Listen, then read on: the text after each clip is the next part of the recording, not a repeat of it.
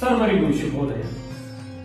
ಒಂದು ವಚನ ಒಂದು ಸ್ಟೇಟಸ್ ಅಭಿಯಾನದಡಿ ಇಂದಿನ 26ನೇ ವಚನದಲ್ಲಿ ಕರ್ನಾಟಕದ ಸಂಸ್ಕೃತಿಯ ನಾಯಕ ವಿಶ್ವಗುರು ಬಸವಣ್ಣ ವಿರಚಿತ ವಚನ.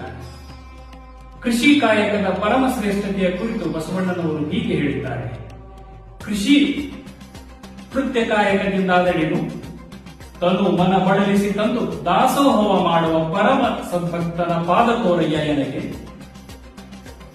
ಅದೆಂತೇನೆ ಆತನ ತನು ಶುದ್ಧ, ಆತನ ಮನ ಶುದ್ಧ, ಆತನಿಗೆ ಉಪದೇಶ ಮಾಡಿದಾತನೇ ಪರಮ ಸದ್ಗುರು. ಅಂತಪ್ಪ ಸದ್ಭಕ್ತನ ಮನೆಯ ಕೈಲಾಸವೆಂದು ಹೊಕ್ಕು ಲಿಂಗಾರ್ಚನೆ ಮಾಡುವ ಜಂಗಮನೆ ಜಗತ್ಪಾವನ. ಇಂತಪ್ಪವರ ನಾನು ನೆರೆ ನಂಬಿ ನಮೋ ನಮೋ ಎಂಬೆನಯ್ಯ ಕೂಡಲ ಸಂಗಮ ದೇವ. ಎಲ್ಲರಿಗೂ ಶರಣ ಶರಣ.